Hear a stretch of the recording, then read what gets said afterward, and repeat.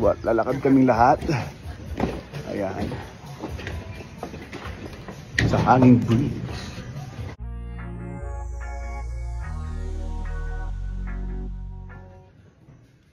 Yep, waiting for Sonia. Doon sa malayo. Ayun siya. Oh.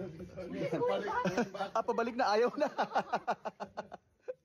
Muli na naman ngang nagbalik sa Cebu itong si Paulo Contis upang madalaw ang kanyang mga anak dito kay Lian Paz. Ibinahagi nga ni Paulo Contis ang ilan sa mga larawan at video nila ng mag-anak kasama nga nila sa kanilang pamamasyal dito sa Cebu. Itong sina Lian Paz at ang asawa nito na si John Cabahug. Ngayon ngang nagkaayos na itong si Lian Paz at itong si Paulo Contis ay mapapadalas na ang pagdalaw ni Paulo dito sa kanyang mga anak na si Celine at Sonia. Mayroon na ngang pupuntahan sa Cebu itong si Paulo Contis at sa tuwing ngang pupunta siya dito ay matadalaw na niya ang kanyang anak na si Sonia at Celine.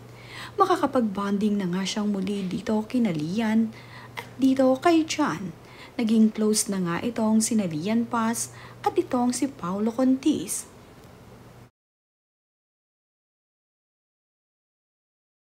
Makikita naman nga sa mga larawang ibinahagi ni Paulo Contis na sobrang nag-e-enjoy siya ngayong nakakabanding niya ang kanyang mga anak. Kitang-kita nga dito na masayang-masaya itong si Celine at Sonia kapag nakakasama nila ang kanilang daddy Paulo. Masaya ang naging bonding ni na Paulo Contis at ng pamilya ni Lian Paz. Makikita ngang tumulay pa sila sa hanging bridge kung saan nga sama-sama sila. Nagbahagi rin itong si Lian Paz ng larawan nila nakasama si Paulo. At ayon nga sa caption ni Lian Paz sa kanyang ibinahaging larawan ay, "Maraming kwento, pero ang pinakamagandang kwento ay ang pagpapatawad. Only by God's grace. Blessed Sunday to all."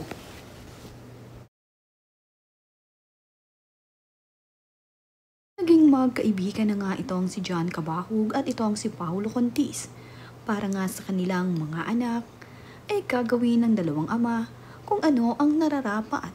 At ngayon nga ay welcome na welcome itong si Paulo Contis dito sa Cebu. At sa pamilya ni John Cabahug at Lian Paz ay nagpapasalamat itong si Paulo dahil winelcome nga siya ni Lian at ng pamilya nito.